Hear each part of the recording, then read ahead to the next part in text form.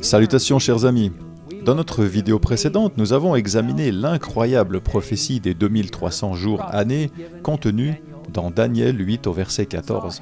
Et nous avons vu comment, grâce à une étude attentive de la Bible, William Miller a réalisé qu'une grande partie de la prophétie s'était déjà accomplie. En suivant la chronologie prophétique, il s'est rendu compte que les 2300 ans s'achèveraient en 1844.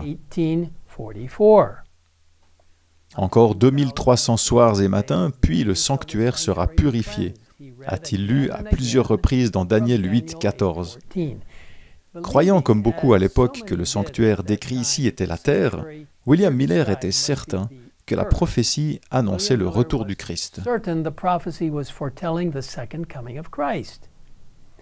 Il avait consacré 2 ans à étudier la Bible lorsqu'il arriva à la conclusion que le retour de Jésus était imminent. Il déclara plus tard, sous la solennelle impression que les événements prédits par les Écritures devaient se produire dans un laps de temps aussi court,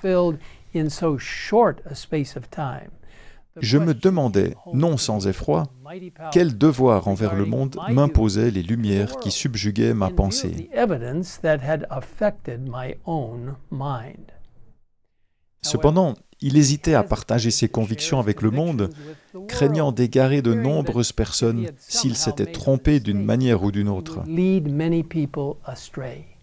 Il étudia, à nouveau, avec diligence, les textes bibliques qu'il avait guidés dans les prophéties temporelles, et après 5 ans d'études continues, il fut convaincu que les prophéties désignaient 1844 comme la fin et que Jésus reviendrait.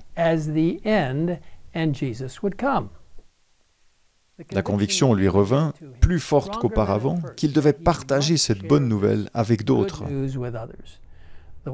Les mots d'Ézéchiel 33 au verset 8 semblaient résonner dans son esprit. « Si tu ne parles pas pour avertir le méchant afin qu'il renonce à sa conduite, ce méchant mourra à cause de sa faute, mais je te réclamerai son sang. »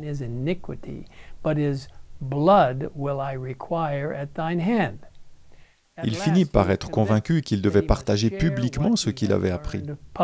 Il commença par le partager avec de petits groupes, mais à leur demande, il commença à partager le message de plus en plus largement.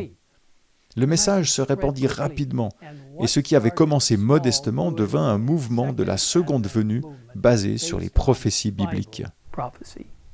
Ellen White écrit que, en 1833, l'Église baptiste dont Miller était membre lui donna une licence de prédicateur. En outre, un grand nombre de pasteurs de son Église, approuvant ses travaux, c'est avec leur sanction explicite qu'il les poursuivit. Pendant ce temps, en 1833, alors que Miller présentait publiquement des preuves du retour imminent du Christ, le dernier des signes mentionnés par Jésus à ses disciples, tel que rapporté dans Matthieu 24 au verset 29, se produisit. Jésus leur dit, « Les étoiles tomberont du ciel. » Et dans Apocalypse 6, 13, nous lisons, « Les étoiles du ciel tombèrent sur la terre comme les figues vertes d'un figuier secoué par un vent violent. »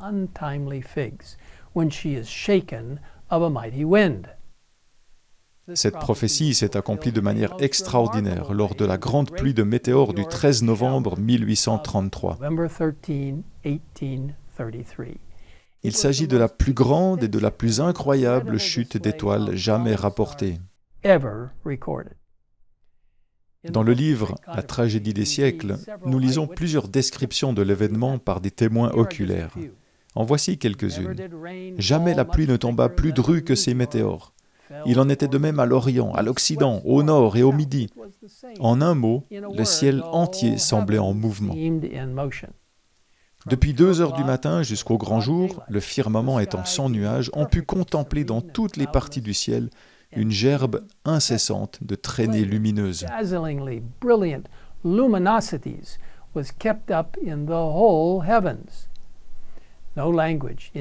La plume est impuissante à décrire la splendeur de ce spectacle. Celui qui ne l'a pas vu ne peut s'en faire la moindre idée. Il semblait que toutes les étoiles du ciel se fussent donné rendez-vous vers un point voisin du zénith, d'où elles s'élançaient avec la rapidité de l'éclair dans toutes les directions de l'horizon. À des milliers de météores en succédaient d'autres milliers, comme s'ils eussent été créés pour l'occasion. Thousands swiftly followed in the tracks of thousands, as if created for the occasion. Impossible de mieux représenter ce phénomène que par l'image d'un figuier qui, sous l'action d'un vent puissant, jette au loin ses figues encore vertes. Vous voyez, le Seigneur essayait certainement d'attirer l'attention des gens, les encourageant à étudier les prophéties et à écouter le message du retour de Jésus qui était proclamé.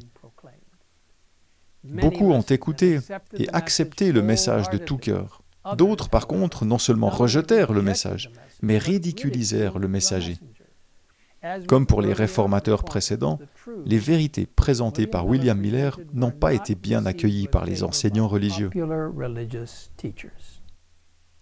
Incapables d'étayer leur position par les Écritures, ils s'appuyèrent, comme par le passé, sur les traditions de l'Église. Cependant, William Miller et ses disciples restèrent fidèles à la parole de Dieu. Dans notre prochaine vidéo, nous examinerons de plus près ce qui s'est réellement passé en 1844 et comment cela affecte notre vie aujourd'hui. Mais nous pouvons être reconnaissants envers William Miller et la façon dont son étude approfondie de la Bible a posé les bases de la compréhension des prophéties de Daniel et de l'Apocalypse. Je vous invite maintenant à prier avec moi. Père Céleste, merci de nous révéler et de nous montrer tant de merveilleuses interprétations prophétiques dans les Écritures. Merci d'avoir inspiré et encouragé William Miller à creuser profondément dans les Écritures, en comparant ligne par ligne, verset par verset, précepte par précepte, afin qu'il soit en mesure de comprendre le principe jour-année concernant les 2300 ans.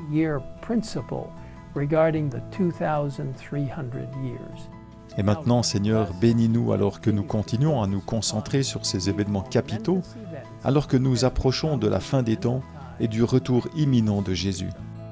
Merci de nous avoir écoutés, merci pour la parole de Dieu et ses prophéties. Nous te le demandons au nom de Jésus. Amen. Amen.